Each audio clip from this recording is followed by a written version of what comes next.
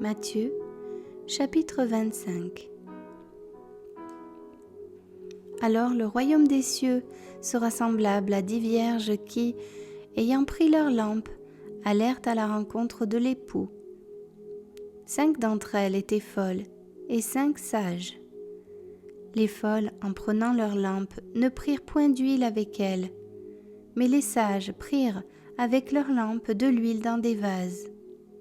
Comme l'époux tardait, toutes s'assoupirent et s'endormirent. Au milieu de la nuit, on cria « Voici l'époux, allez à sa rencontre !» Alors toutes ces vierges se réveillèrent et préparèrent leurs lampes. Les folles dirent aux sages « Donnez-nous de votre huile, car nos lampes s'éteignent. » Les sages répondirent « Non, il n'y en aurait pas assez pour nous et pour vous. Allez plutôt chez ceux qui en vendent et achetez-en pour vous. » Pendant qu'elles allaient en acheter, l'époux arriva. Celles qui étaient prêtes entrèrent avec lui dans la salle des noces, et la porte fut fermée. Plus tard, les autres vierges vinrent et dirent « Seigneur, Seigneur, ouvre-nous !»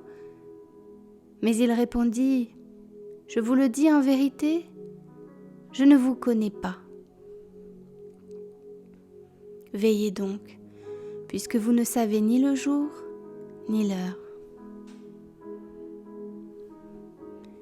Il en sera comme d'un homme qui, partant pour un voyage, appela ses serviteurs et leur remit ses biens. Il donna 5 talents à l'un, 2 à l'autre, et 1 au troisième, à chacun selon sa capacité, et il partit.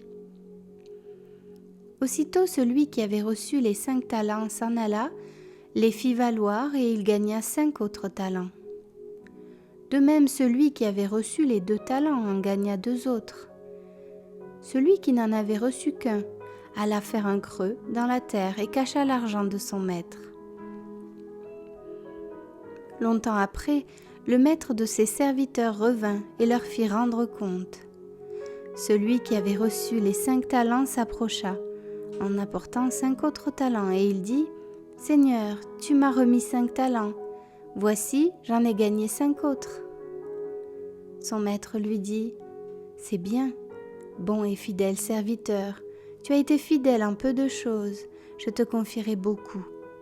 Entre dans la joie de ton maître. » Celui qui avait reçu les 2 talents s'approcha aussi, et il dit « Seigneur, tu m'as remis 2 talents, voici, j'en ai gagné 2 autres. » Son maître lui dit « C'est bien, bon et fidèle serviteur, tu as été fidèle en peu de choses, je te confierai beaucoup. Entre dans la joie de ton maître. »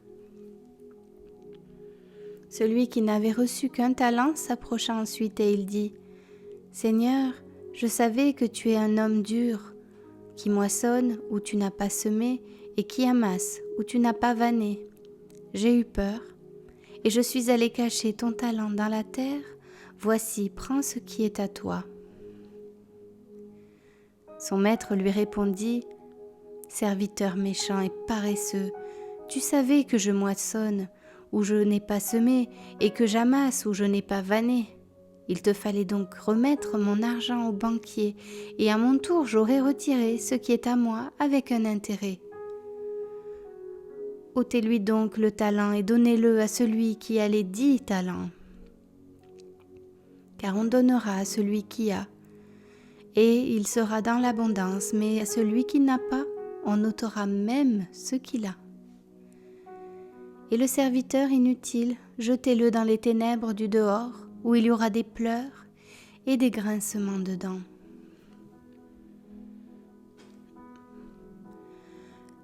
Lorsque le Fils de l'homme viendra dans sa gloire avec tous les anges, il s'assiera sur le trône de sa gloire.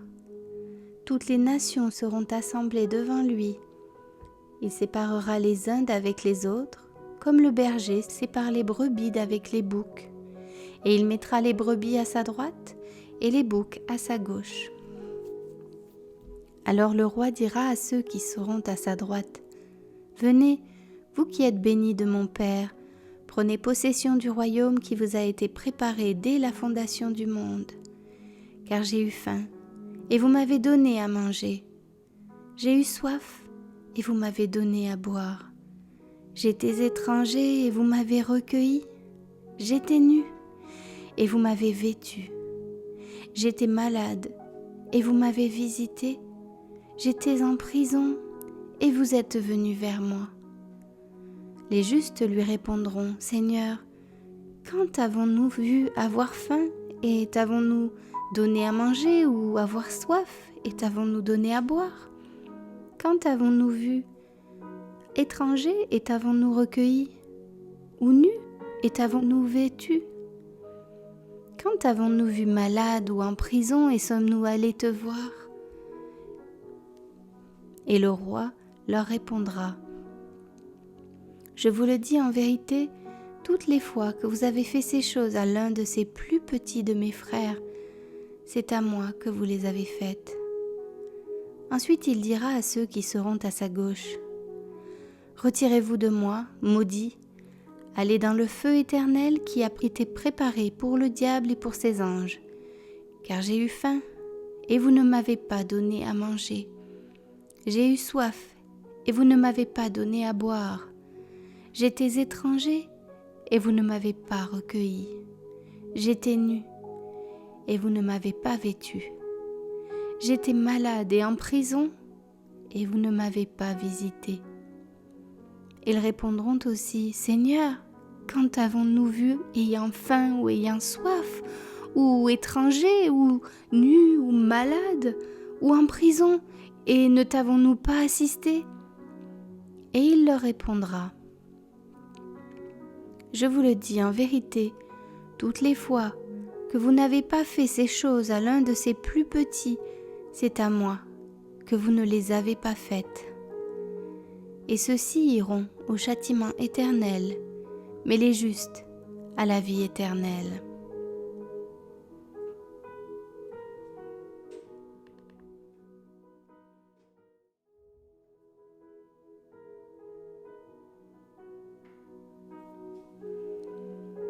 Matthieu, chapitre 26.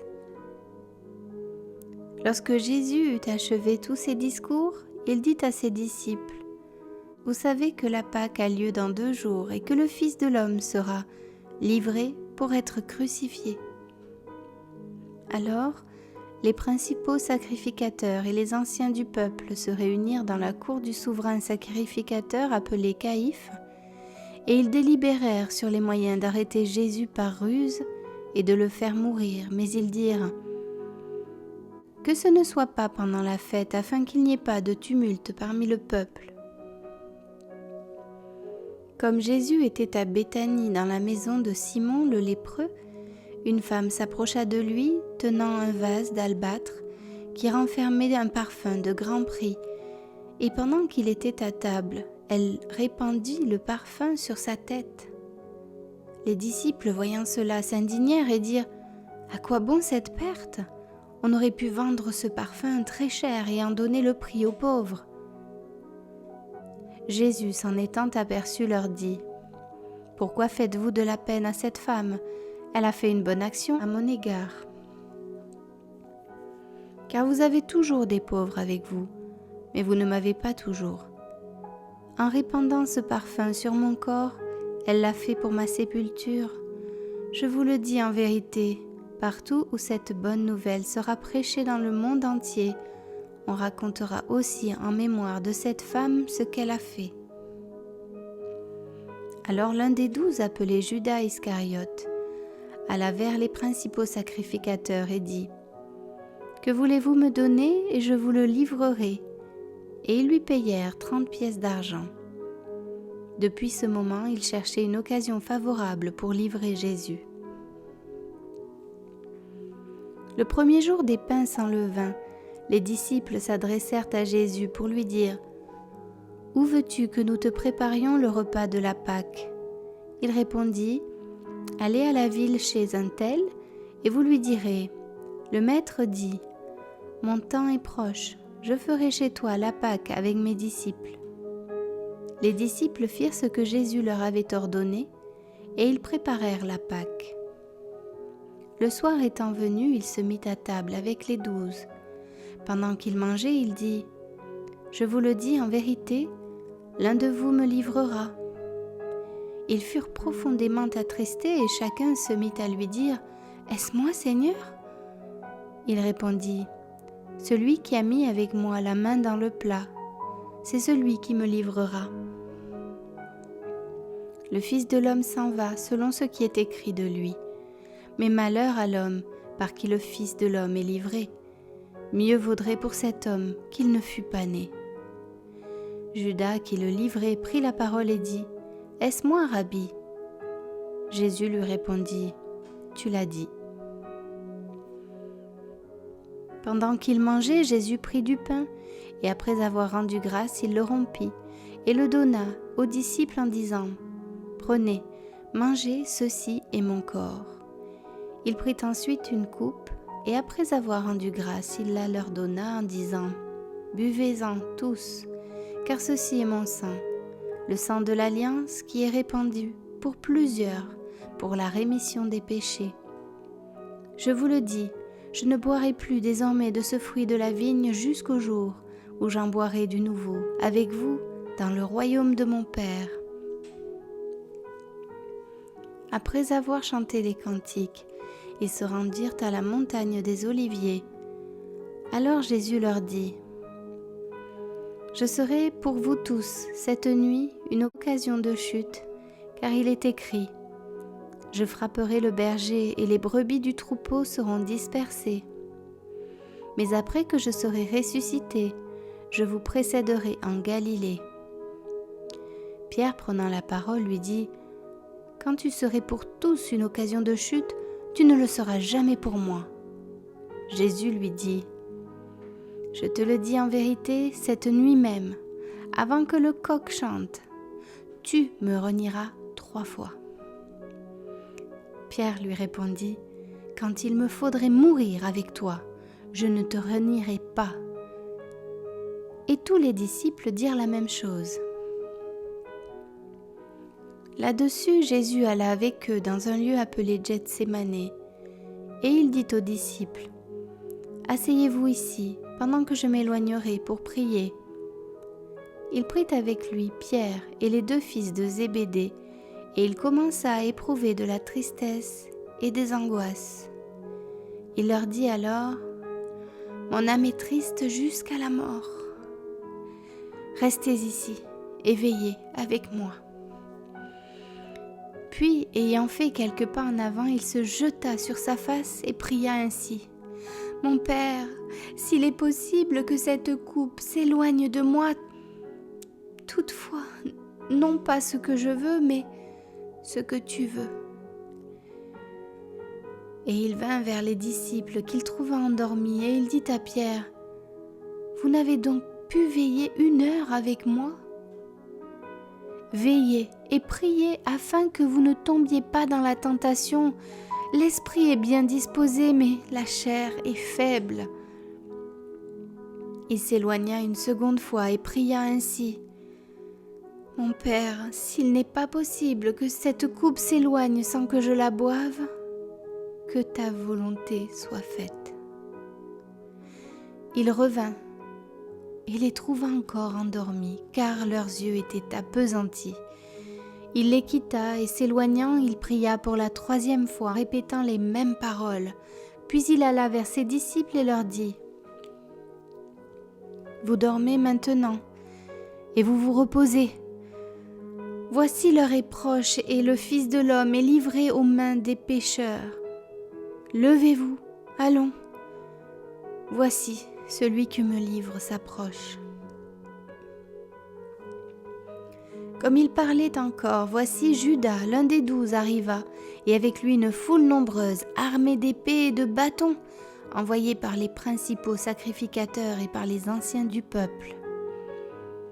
Celui qui le livrait leur avait donné ce signe : « Celui que je baiserai, c'est lui, saisissez-le. » Aussitôt s'approchant de Jésus, il dit : « Salut, Rabbi !» et il le baisa.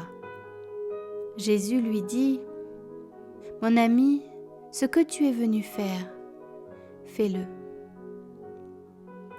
Alors ces gens s'avancèrent, mirent la main sur Jésus et le saisirent. Et voici un de ceux qui étaient avec Jésus étendit la main et tira son épée. Il frappa le serviteur du souverain sacrificateur et lui emporta l'oreille. Alors Jésus lui dit, « Remets ton épée à sa place, car tous ceux qui prendront l'épée périront par l'épée. » Penses-tu que je ne puisse pas invoquer mon Père, qui me donnerait à l'instant plus de 12 légions d'anges? Comment donc s'accompliraient les Écritures d'après lesquelles il doit en être ainsi? En ce moment, Jésus dit à la foule, « Vous êtes venus comme après un brigand, avec des épées et des bâtons, pour vous emparer de moi. J'étais tous les jours assis parmi vous, enseignant dans le temple, et vous ne m'avez pas saisi. Mais tout cela est arrivé afin que les écrits des prophètes fussent accomplis. » Alors tous les disciples l'abandonnèrent et prirent la fuite. Ceux qui avaient saisi Jésus l'emmenèrent chez le souverain sacrificateur Caïphe, où les scribes et les anciens étaient assemblés. Pierre le suivit de loin jusqu'à la cour du souverain sacrificateur, y entra et s'assit avec les serviteurs pour voir comment cela finirait. Les principaux sacrificateurs et tout le Sanhédrin cherchaient quelques faux témoignages contre Jésus, suffisants pour le faire mourir. Mais ils n'en trouvèrent point, quoique plusieurs faux témoins se fussent présentés. Enfin, il en vint deux qui dirent « Celui-ci a dit « Je puis détruire le temple de Dieu et le rebâtir en 3 jours. » Le souverain sacrificateur se leva et lui dit « Ne réponds-tu rien ? Qu'est-ce que ces hommes déposent contre toi ?» Jésus garda le silence. Et le souverain sacrificateur, prenant la parole, lui dit « Je t'adjure, par le Dieu vivant, de nous dire si tu es le Christ, le Fils de Dieu. » Jésus lui répondit « Tu l'as dit. De plus, je vous le déclare. Vous verrez désormais le Fils de l'homme assis, à la droite de la puissance de Dieu et venant sur les nuées du ciel. » Alors le souverain sacrificateur déchira ses vêtements, disant « Il a blasphémé, qu'avons-nous encore besoin de témoins? Voici, vous venez d'entendre son blasphème. Que vous en semble ?» Ils répondirent « Il mérite la mort. » Là-dessus, ils lui crachèrent au visage et lui donnèrent des coups de poing et des soufflets en disant « Christ, prophétise, dis-nous qui t'a frappé. » Cependant, Pierre était assis dehors dans la cour. Une servante s'approcha de lui et dit « Toi aussi tu étais avec Jésus le Galiléen ?»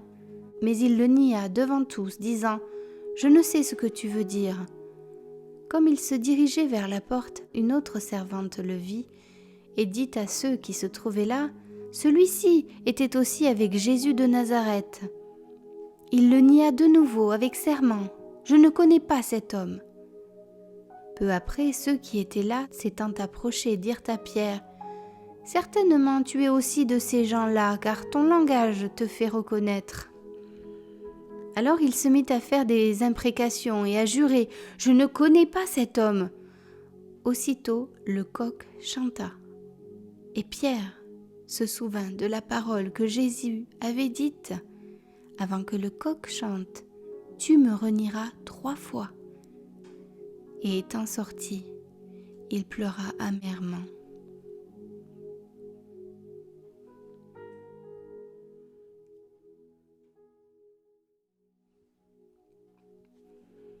Matthieu, chapitre 27. Dès que le matin fut venu, tous les principaux sacrificateurs et les anciens du peuple tinrent conseil contre Jésus pour le faire mourir. Après l'avoir lié, ils l'emmenèrent et le livrèrent à Ponce Pilate, le gouverneur. Alors Judas, qui l'avait livré, voyant qu'il était condamné, se repentit et rapporta les 30 pièces d'argent aux principaux sacrificateurs et aux anciens en disant « J'ai péché en livrant le sang innocent. » Ils répondirent « Que nous importe, cela te regarde. » Judas jeta les pièces d'argent dans le temple, se retira et alla se pendre. Les principaux sacrificateurs les ramassèrent et dirent : « Il n'est pas permis de les mettre dans le trésor sacré, puisque c'est le prix du sang. » Et après en avoir délibéré, ils achetèrent avec cet argent le champ du potier pour la sépulture des étrangers. C'est pourquoi ce champ a été appelé champ du sang jusqu'à ce jour. Alors s'accomplit ce qui avait été annoncé par Jérémie le prophète. Ils ont pris les 30 pièces d'argent, la valeur de celui qui a été estimé, qu'on a estimé de la part des enfants d'Israël, et ils les ont donnés pour le champ du potier, comme le Seigneur me l'avait ordonné. Jésus comparut devant le gouverneur. Le gouverneur l'interrogea en ces termes : « Es-tu le roi des Juifs ?» Jésus lui répondit : « Tu le dis. » Mais il ne répondit rien aux accusations des principaux sacrificateurs et des anciens. Alors Pilate lui dit : « N'entends-tu pas de combien de choses il t'accuse ?» Et Jésus ne lui donna de réponse sur aucune parole, ce qui étonna beaucoup le gouverneur. À chaque fête, le gouverneur avait coutume de relâcher un prisonnier, celui que demandait la foule. Ils avaient alors un prisonnier fameux, nommé Barabbas. Comme ils étaient assemblés, Pilate leur dit : « Lequel voulez-vous que je vous relâche, Barabbas ou Jésus, qu'on appelle Christ ?» Car ils savaient que c'était par envie qu'ils avaient livré Jésus. Pendant qu'il était assis sur le tribunal, sa femme lui fit dire : « Qu'il n'y ait rien entre toi et ce juste, car aujourd'hui j'ai beaucoup souffert en songe à cause de lui. » Les principaux sacrificateurs et les anciens persuadèrent à la foule de demander Barabbas et de faire périr Jésus. Le gouverneur, prenant la parole, leur dit : « Lequel des deux voulez-vous que je vous relâche ?» Ils répondirent : « Barabbas !» Pilate leur dit : « Que ferai-je donc de Jésus qu'on appelle Christ ?» Tous répondirent : « Qu'il soit crucifié !» Le gouverneur dit : « Mais quel mal a-t-il fait ?» Et ils crièrent encore plus fort : « Qu'il soit crucifié !» Pilate, voyant qu'il ne gagnait rien, mais que le tumulte augmentait, prit de l'eau, se lava les mains en présence de la foule et dit : « Je suis innocent du sang de ce juste.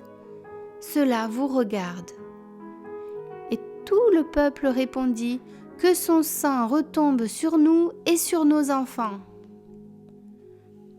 Alors Pilate leur relâcha Barabbas, et après avoir fait battre de verges Jésus, il le livra pour être crucifié. Les soldats du gouverneur conduisirent Jésus dans le prétoire, et ils assemblèrent autour de lui toute la cohorte. Ils lui ôtèrent ses vêtements, et le couvrirent d'un manteau écarlate. Ils tressèrent une couronne d'épines, qu'ils posèrent sur sa tête, et ils lui mirent un roseau dans la main droite, puis, s'agenouillant devant lui, ils le raillaient en disant : « Salut, roi des Juifs !» Et ils crachaient contre lui, prenaient le roseau et frappaient sur sa tête. Après s'être ainsi moqués de lui, ils lui ôtèrent le manteau, lui remirent ses vêtements, et l'emmenèrent pour le crucifier. Lorsqu'ils sortirent, ils rencontrèrent un homme de Cyrène appelé Simon, et ils le forcèrent à porter la croix de Jésus. Arrivés au lieu nommé Golgotha, ce qui signifie lieu du crâne, ils lui donnèrent à boire du vin mêlé de fiel, mais quand il l'eut goûté, il ne voulut pas boire. Après l'avoir crucifié, ils se partagèrent ses vêtements en tirant au sort, afin que s'accomplisse ce qui avait été annoncé par le prophète. Ils se sont partagés mes vêtements, et ils ont tiré au sort ma tunique. Puis ils s'assirent et le regardèrent. Pour indiquer le sujet de sa condamnation, on écrivit au-dessus de sa tête : « Celui-ci est Jésus, le roi des Juifs. » Avec lui furent crucifiés 2 brigands, l'un à sa droite et l'autre à sa gauche. Les passants l'injuriaient et secouaient la tête en disant « Toi qui détruis le temple et qui le rebâtis en 3 jours, sauve-toi toi-même. Si tu es le Fils de Dieu, descends de la croix. » Les principaux sacrificateurs avec les scribes et les anciens se moquaient aussi de lui et disaient « Il a sauvé les autres et il ne peut se sauver lui-même. S'il est roi d'Israël, qu'il descende de la croix et nous croirons en lui. » Il s'est confié en Dieu. Que Dieu le délivre maintenant, s'il l'aime, car il a dit « Je suis fils de Dieu ». Les brigands crucifiés avec lui l'insultaient de la même manière. Depuis la 6e heure jusqu'à la 9e, il y eut des ténèbres sur toute la terre. Et vers la 9e heure, Jésus s'écria d'une voix forte « Élie, Élie, lama sabachthani » c'est-à-dire « Mon Dieu, pourquoi m'as-tu abandonné ?» Quelques-uns de ceux qui étaient là, l'ayant entendu, dirent « Il appelle Élie ». Et aussitôt l'un d'eux courut pour prendre une éponge qu'il remplit de vinaigre, et l'ayant fixée à un roseau, il lui donna à boire. Mais les autres disaient « Laisse, voyons si Élie viendra le sauver. » Jésus poussa de nouveau un grand cri et rendit l'esprit. Et voici le voile du temple se déchirant en deux depuis le haut jusqu'en bas. La terre trembla, les rochers se fendirent, les sépulcres s'ouvrirent, et plusieurs corps des saints qui étaient morts ressuscitèrent. Étant sortis des sépulcres après la résurrection de Jésus, ils entrèrent dans la ville sainte et apparurent à un grand nombre de personnes. Le centenier et ceux qui étaient avec lui pour garder Jésus ayant vu le tremblement de terre et ceux qui venaient d'arriver furent saisis d'une grande frayeur et dirent « Assurément, cet homme était fils de Dieu. » Il y avait là plusieurs femmes qui regardaient de loin, qui avaient accompagné Jésus depuis la Galilée pour le servir. Parmi elles était Marie de Magdala, Marie, mère de Jacques et de Joseph, et la mère des fils de Zébédée. Le soir étant venu, arriva un homme riche d'Arimathée, nommé Joseph, lequel était aussi disciple de Jésus. Il se rendit vers Pilate et demanda le corps de Jésus. Et Pilate ordonna de le remettre. Joseph prit le corps, l'enveloppa d'un linceul blanc et le déposa dans un sépulcre neuf qu'il s'était fait tailler dans le roc. Puis il roula une grande pierre à l'entrée du sépulcre et il s'en alla. Marie de Magdala et l'autre Marie étaient là, assises vis-à-vis du sépulcre. Le lendemain, qui était le jour après la préparation, les principaux sacrificateurs et les pharisiens allèrent ensemble auprès de Pilate et dirent « Seigneur, nous nous souvenons que cet imposteur a dit, quand il vivait encore, « Après 3 jours je ressusciterai ». Ordonne donc que le sépulcre soit gardé jusqu'au 3e jour, afin que ses disciples ne viennent pas dérober le corps et dire au peuple « Il est ressuscité des morts ». Cette dernière imposture serait pire que la première. Pilate leur dit « Vous avez une garde, allez, gardez-le comme vous l'entendrez. » Ils s'en allèrent et s'assurèrent du sépulcre au moyen de la garde, après avoir scellé la pierre.